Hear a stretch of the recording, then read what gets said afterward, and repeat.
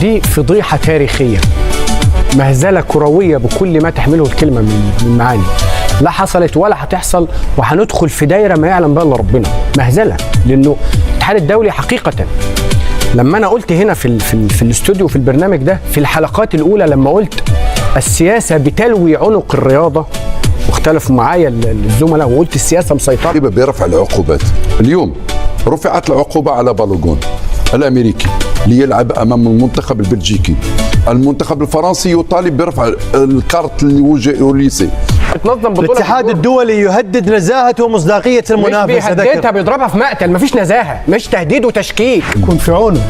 يعني مباراة بدأت قبل صافرة الحكم، يعني المباراة بدأت في الكواليس، لكن خلينا نسميه الأسماء بمسمى. أنت دائما ما تسمي طبعا. الحرب الإعلامية والحرب البيانات ما بين الاتحاد الدولي والاتحاد البلجيكي، وهناك أمر مختلف للاتحاد الفرنسي، وكذلك دخلنا في بيانات وصراعات إعلامية.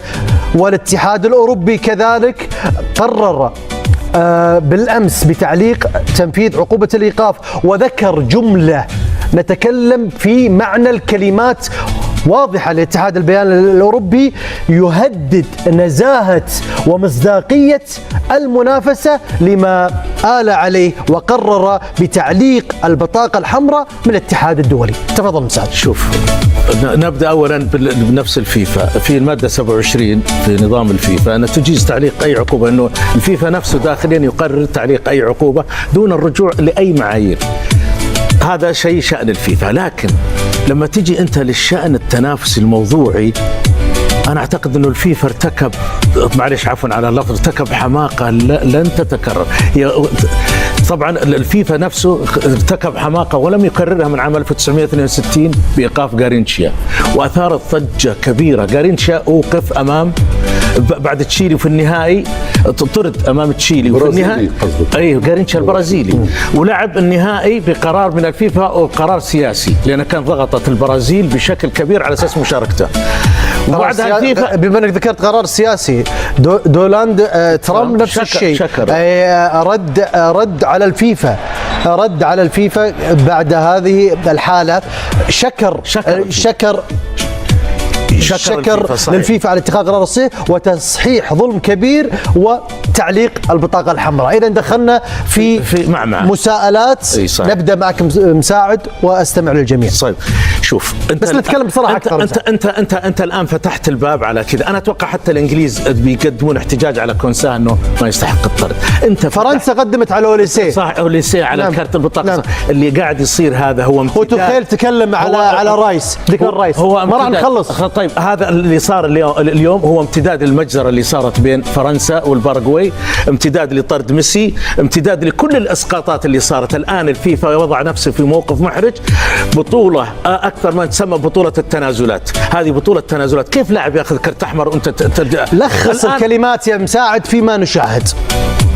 يعني أنت بالأخير، بعد أنت ما ذكرت أن الفيفا تجامل أو الفيفا هناك تفسير الكلام. لخصها. الفيفا دخل في نفق التشكيك، وأنا مع القرار اللي التشكيك لمن؟ التشكيك في نزاهة كرة القدم. لمن؟ لمصلحة من؟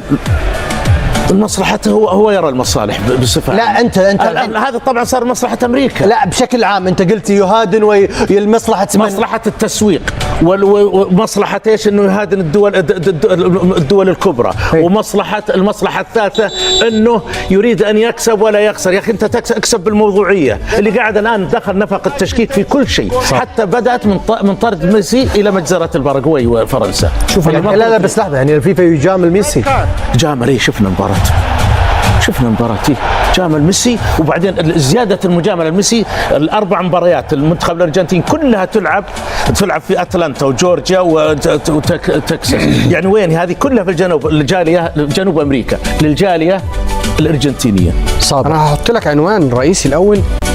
دي فضيحة تاريخية، مهزلة كروية بكل ما تحمله الكلمة من معاني، لا حصلت ولا هتحصل، وهندخل في دايرة ما يعلم بها الا ربنا. مهزلة، لأنه الاتحاد الدولي حقيقة لما أنا قلت هنا في الاستوديو في البرنامج ده في الحلقات الأولى، لما قلت السياسة بتلوي عنق الرياضة، واختلفوا معايا الزملاء، وقلت السياسه مسيطره، وقالوا انه الدول من حقها ومن حقها، وقلت ان الاتحاد الدولي بيغض الطرف عن كل المهازل اللي بتعملها اللجان المنظمه للبطوله. اعتقد النهارده وهذا القرار كان العنوان الرئيسي والابرز اللي كشف كل شيء. يعني ايه السياسه؟ يعني ايه انا بتليفون انا رئيس دوله اطلب بتاع نيويورك تايمز، مش انا اللي بقول، نيويورك تايمز طالعه والاسوشيتد بريس قالتها، ويقول لك كل وكالات الانباء الامريكيه نفسها طالعه بتقول انه الرئيس الامريكي طلب من رئيس الاتحاد. ايه اللي بيحصل ده؟ ايه الكوميديا دي؟ يعني بص ثم استخل قال منكم هذا الاتحاد الفرنسي قال شيل على اوسي، وهو يقول عندك الرايس، ودخلنا في كل واحد يطالب في الغاء كرت. مش انا هقول لك قصه في 10 ثواني. زمان عندنا في البلد لما كنا بنعمل دوره في البلد عندنا في الفلاحين، كان يبقى عندنا ايه اللي بينظم الدوره والراجل اللي ارضه بنلعب فيها ابنه مثلا لو هينطرد يقول لك لا يكمل عشان خاطر الدوره ما تبصش. يعني انا بس ترى هذا كلام خطير. لا ما ده اللي حاصل. يا راجل اسمح لي، انا دلوقتي عشان بنظم بطوله هي يعني اللي يقول لك انا كورتي عشان اسدد بلنتي والله صاحب الكوره اللي بنظم البتاع ابنه ما يطلعش البتاع. وبعدين ايه، شوف الكوميديا بقى، يقول لك ايه تعليق العقوبه، يعني ايه ما تعملهاش تاني، يعني خلاص انزل العب النهارده بس ما تعملهاش تاني بقى، اوعى تعملها تاني. ايه الهزار ده وايه الكوميديا؟ انت بتنظم بطوله كاس عالم ولا انت بتنظم بطوله؟ الاتحاد الدولي يهدد نزاهه ومصداقيه المنافسه، مش بيهددها، بيضربها في مقتل، مفيش نزاهه، مش تهديد وتشكيك. هذا الاتحاد الدولي في بيانه يا حبيبي، مش زي مساعد بيقول لك ده بيشكك، ده ضربه في مقتل. طيب بدر مشاري، أنا أتصور أن الاتحاد الدولي لكرة القدم عمل على عنقه حبل لا يستطيع أنه يتخلص منه، لأنه سيخنقه بكل الأحوال. أنت أسست لسابقة، كل المنتخبات بعد ستشكك في قرارات انضباطية وستأتي لتطالب برفع العقوبات. اليوم رفعت العقوبة على بالوغون الأمريكي ليلعب أمام المنتخب البلجيكي. المنتخب الفرنسي يطالب برفع الكارت لوليسي. أيضا توخيل يطالب بإعادة النظر في قرار طرد لاعبيه. المغرب أيضا طلب بأنه يعاد النظر في الإنذار الذي وجه إلى الخنوس في مباراة كندا. إذن لن ننتهي. القرارات التي تتخذ من طرف الحكام لا بد وأن تحترم على أرضية الملعب. وإذا رجعنا إلى هذه الحالة، إذا لم يا مشاري، إذا لم تعطي الورقة الحمراء في هذا التدخل الخشن، في هذا الإصابة لكاحل اللاعب، هذه أخطر من ميسي على لاعب. طيب ماذا تقول عن هذا القرار؟ أنا بقول على أنه كما قال الاتحاد الأوروبي أن الفيفا تجاوز الخطوط الحمراء. هذا خطير جدا. نعم. لما الفيفا تتجاوز الخطوط الحمراء معناه أن بدأت في فقدان مصداقيتها. أدهم المخادمة كذلك الحكم الأردني لمواجهة الولايات المتحدة أمام بلجيكا في ضغط كبير بعد هذه الإثارة من بيانات ومن تصاريح إعلامية ومطالبات اتحادات في إلقاء الكروت. قد يكون اليوم تحت ضغط كبير. طبعا الله يكون في عونه. يعني مباراة بدأت قبل صافرة الحكم. يعني المباراة بدأت في الكواليس، لكن خلينا نسميه الأسماء بمسميات. أنت دائما ما تسمي طبعا لأنه الجمهور اللي يتفرج يلا بسم الله وتفضل يعرف كل شيء. أنفانتينو منذ قدوم ترامب للحكم وهو يحاول إرضائه بأي شكل من الأشكال لهالدرجة، منذ خلق جائزة السلام للفيفا. لماذا تم إحداثها؟ علاش ما نسميوش الأسماء بمسميات؟ أنفانتينو اللي تعملوا الولايات، اللي صار في التنظيم هذا عمره ما صار حتى في العالم. حرب البيانات هذه تفسيرها حرب البيانات، طبيعي جدا حرب البيانات، الناس الكل غاضبة، لكن في الآخر ما بيصير حتى شيء. تعرف ليش ما بيصير حتى شيء؟ لأنه أنفانتينو أقوى. طيب تأكيد لكلامك، حتى أوبتا ذكرت أن لأول مرة في تاريخ كأس العالم كما هو ظاهر أمامكم، أوبتا منذ اعتماد البطاقات الصفراء والحمراء في كأس العالم من عام 1970 لم يسبق لأي لاعب حصل على بطاقة حمراء أن يشارك في المباراة التالية لمنتخبه في كأس العالم، إلا ستحدث الاستثناء في هذه النسخة. فيها قانون بالوغون.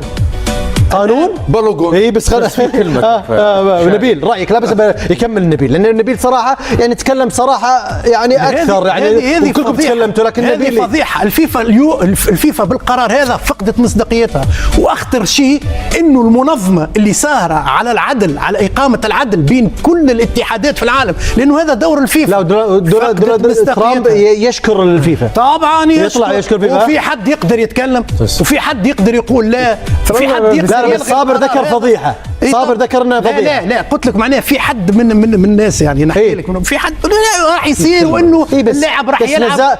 نزاهه الكره كما ذكر البيان الاتحاد الاوروبي ومصداقيه المنافسه تفقد مصداقيتها يوم بعد يوم. الفيفا فقد مصداقيتها من زمان.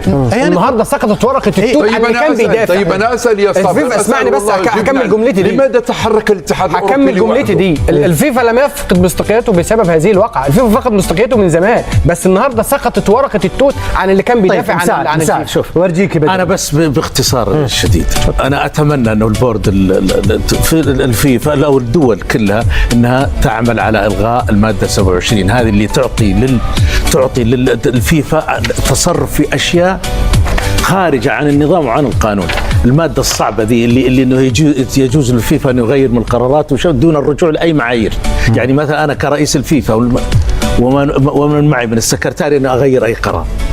هذه النقطة المهمة اللي يجب أن تعمل عليها الدول. أما الاحتجاجات المتناثرة الآن لا، تعمل في أول اجتماع للفيفا أنها تلغى هذه وتنزع من بنود الفيفا ومن قراراته. مادة 27 هذه خلاص تنتهي. طيب هذا السؤال بدر. اليوم انتصرت أمريكا ولعب المهاجم، ممكن تسجل زين تقدم احتجاج مثلا بلجيكا. طيب يطرح السؤال قبل هذا، هل ستلعب بلجيكا؟ يعني تطالب ان بلجيكا لا تلعب؟ أليس هناك إمكانية لتقاطع بلجيكا المباراة؟ لا يمكن. لا تستطيع. لا يمكن. لا أحد يقول هذا الشيء لا، لأن ممكن صعب جدا، لأنه سيجرها إلى عقوبات يعلم بها الله. هو السؤال إن لعب المهاجم لا يلعب ويسجل وسيؤهل وهو لاعب مطرود ولاعب أعيد ضد القانون. والله طبيعية. رودي غارسيا كذلك انزعج مدرب بلجيكا. بس إذا ذكر كذبة تبرير رودي غارسيا وذكر النزاهة على المحك والمنافسة كذلك ومصداقيتها على المحك. إذا أمور خطيرة تحدث لأول مرة. وين تحدث؟ في أكبر صرح وحدث رياضي في كأس العالم. ما فعله الفيفا أظن يتحمله؟ لا، ما فعله الفيفا اليوم أنه غير من عادة كنا ألفناها ودأبنا عليها، أنه في كذبة في شهر أبريل، اليوم كذبة في شهر يوليو. يعني سيتحدث العالم على كذبة يوليو، لأن ما حصل بالفعل. أنا أتفهم موقف رودي غارسيا لأنه معني بالمباراة ولا يريد أن يصرف نظره هذا الذي حدث، لكنه أنا معه في أنه منزعج من أن القرار لأول مرة يصدر بهكذا شكل من مؤسسة يفترض أن تحترم القانون. 5 يوليو سيدخل في تاريخ كرة القدم وكأس العالم، وكذلك هذه المواجهة في شحن واضح من بيانات وصراعات وتصاريح، وإلى مرحلة ذكر من خلال الاتحاد الأوروبي تشكيك في النزاهة والمنافسة ما بين المنتخبات. أنا لما وصلني الخبر من أحد الأصدقاء أنا ضحكت، قلت له والله يعملوها ولا تستبعد. أنا مش مصدق إن الكلام ده حقيقي، وأنا بعمل بهزر وبقول. وخرجونا من الكلام الفني عن المباراة. المنتخب الأمريكي بالمناسبة كان هو الأقرب لتحقيق الفوز بدون بالجون، يعني هو كمان يعني هو المنتخب الأمريكي فنيا وبدنيا أفضل من ضغط على الحكم الأردني أدهم المقارنة، ضغط على كل المنظومة، ضغط على اللعيبه الامريكان، حساب غرارات نفسهم داخل ارض الملعب. ضغط الفيفا حط نفسه في موقف سيء مش موقف حرج. من يتأهل من هذه المواجهه؟ امريكا وبلجيكا. امريكا طبعا هي الاقرب. مساعد بعد اللي حصل والتغيير ذا انا اقول بلجيكا. نتمنى بلجيكا. نتمنى بلجيكا. لا انا ارشح بلجيكا.